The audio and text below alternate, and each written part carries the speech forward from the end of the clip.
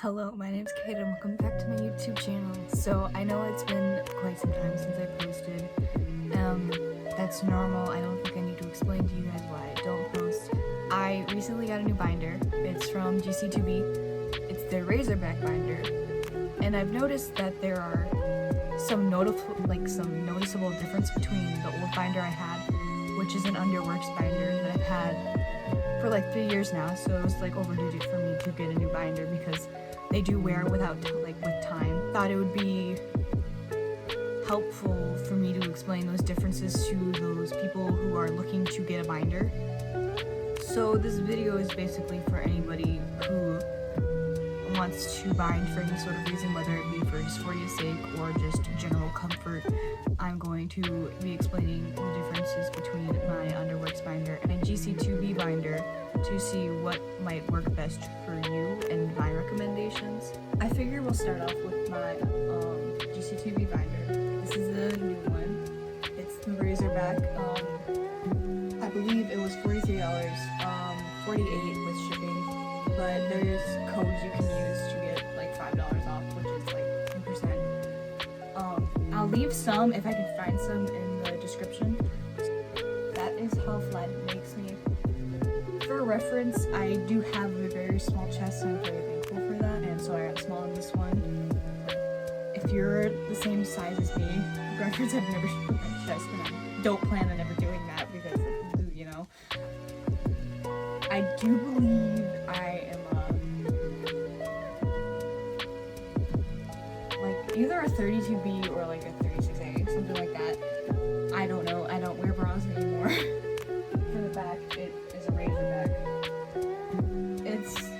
This one is $10 more than their like original, just because like it's a Razorback, and I find that it does put a lot less like stress right here, which does make my back hurt with time and like wearing it a lot. The first thing I noticed with this binder compared to my Underworks binder is that this one's a lot easier to get on and off, is a lot more comfortable. The material is a lot more like flexible and breathable compared to my Underworks one. And so like when I put this one on after wearing my Underworks one for so long, I was like, oh, this one's a lot more comfortable. But I did notice that my Underworks one does flatten me out a little bit more. So this one's a lot better if you're planning on wearing a binder like every day.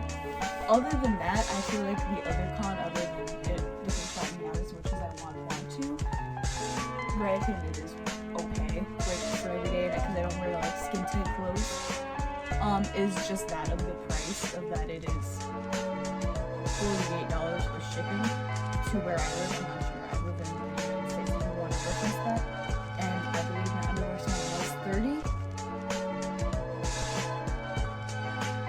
with shipping. I just got their like original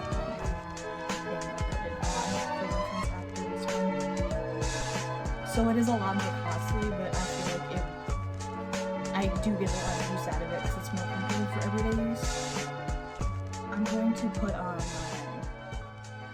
my Underworks binder so you can see that one. It is dirty because I haven't washed it in like a little bit because I've been wearing this one. It's got deodorant on it. Please just don't spare me. My Underworks binder, flat off the bat, it just flattens me out so much better.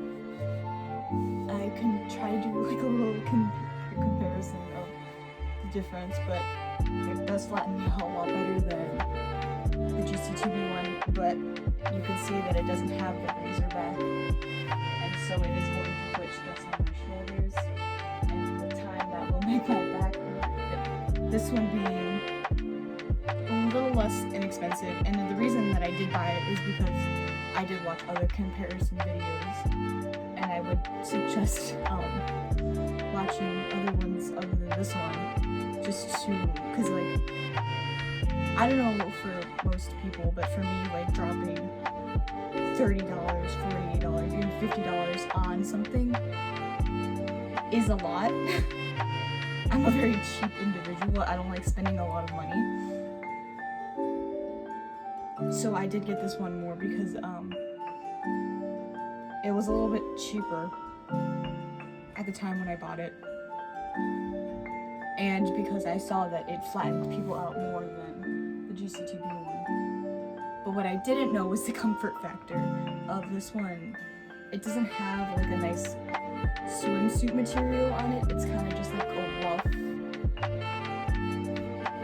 It's more rough, I guess. I don't know what kind of material we would call this. More of a stretchy thing above it, which is super flexible and makes it look stiff. With this one, I don't know if you can tell, but it's a lot more stiff, which is probably why it flattens me out easier. For comfort's sake, I would recommend the GC2B more, just because it won't stress on my shoulders. It's more flexible. I would wear it like day after day more than this one, because one day use out of this like 8 hours max, I will find that my ribs are like a little rough. Not to the point where like I'm dying, but even now it's a little harder to breathe and stuff. So I will wear this one if I'm wearing a tighter fitting shirt, or if I'm just like really dying of dysphoria. GC2B, there's also that factor that they sent, because when I bought this one, I kind of was like had to research on my own how to wear a binder safely so I didn't like die, you know? With GC2B, when you order a binder, when it's like delivered on its way, you'll get sent an email with like a little instruction at the bottom with like tips like don't wear it more than 8 hours a day, like the whole exercising thing, like don't exercise in a binder and don't pull it over your hips when you're turning it on, like put it over a tank top and kind of like roll it down, which with this one I've been pulling it over my hips and I was like, you're not supposed to do that. So for like the comfort factor, I feel like the GC2B one is worth the price, and I would recommend it more for people who are going to bind, like who are starting to bind, just because it's more beginner friendly. It's easier to get on, and with that fact of like it sends you a list of things that are like like care for the binder and stuff like that, I would recommend GC2B more. And if you want a binder in the future that will flatten you out more to wear not every day, this is a good bet, because it does a damn good job of binding. So that was my little comparison. I do want to say something about Amazon binders and like really cheap binders for like $15. I know money is a struggle when it comes to stuff like this. Obviously, not everybody has just like $50 max to drop on a binder. Like it's an investment, especially for like a teenager and you're like unemployed, such as myself. There are many people who have done binder giveaways. I did a binder giveaway not so long ago, and I do plan on doing more in the future. Save your money. Do not buy improper binder. Ones with clips, homemade binders are all really bad for your health, and you could easily crack a rib and harm yourself to the point where you can't bind anymore. So it's really worth like saving up for this investment so you could have a proper binder. Mine lasted me 3 years before I felt like I needed to get a new one, and even then it's still perfectly it's perfectly fine after 3 years of just going through it. Perfectly fine for me to wear it, and it still flattens me out and everything. They will last you a long time because they are good quality binders. But those Amazon ones, like wherever you find them, I don't know, Wish, AliExpress, all of those are not made safely. And I know no matter where you get your binder, there's always a risk because it's bad for you in general, but these are the safest options because they are made to do this properly. So look around on Instagram, follow some trans people. I know there's many accounts that give away binders if it's like really impossible to like come up with the money to get a binder. And I know a lot of people give away their old binders and stuff like that. Mine is nasty. I don't think anybody would want it because I've had it for so long. Please, for the love of God, don't get a really cheap binder from a place that you've never heard of. GC2B and Underworks are the only two like safe binder options I've heard of. I'm not sure if there's any more, but those are two brands that I do trust. Also, don't bind with bandages. If you can't get a binder, layer sports bras, but no more than 2. And just layer your clothing. There are alternative options than putting your own health at risk, and it's just not worth it. And I do want to keep you guys safe to the best of my abilities. Was a time where I binded for way too long with my Underworks binder, which is not that forgivable.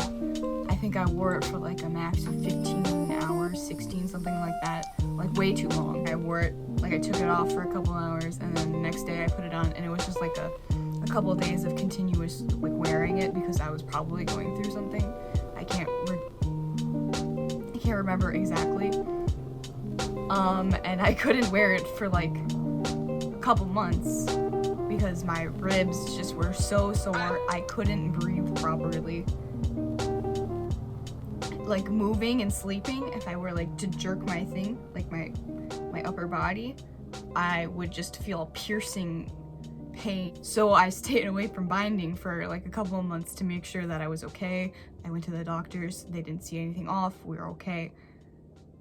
But there was a point where I did bind for way too long that I did almost endanger myself. And I don't want other people to go through that because I know that dysphoria can be a pain in the ass and that you're gonna want to wear your binder all the time because it alleviates dysphoria. Obviously, that's like the point of it.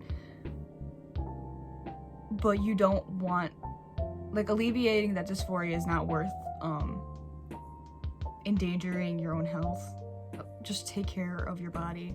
It is there for you, whether it be in the shape that you want it or not. We want to care for our bodies. We don't want to get to a point where we damage it so much that you can't bind at all, and then you're just stuck and you can't even alleviate your dysphoria with a binder because you just can't bind.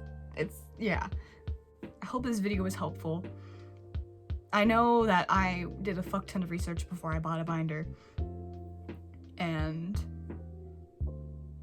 if I'm someone you look up to and trust when it comes to trans advice, I will try my best because I am still a teenager. I'm still learning. I might look back on this and be like, well, maybe, like, things change. So I hope this helps you make the decision of what binder you think would fit you best, depending on your situation. I plan on doing a naming video, part 2, soon. People really want that. And it was very fun to make, so I definitely will do it. But yeah, like button if you like this video, dislike it if you hate me, subscribe if you want to see more of my mediocre content monthly, because I just can't seem to post twice in 1 month. And I hope that you're staying happy, safe, and healthy, especially during this time where the world is just in crisis, and make sure to care for yourself and know that you don't have to be productive every second of every day. You can always DM me on my Instagram if you have a question or anything watching.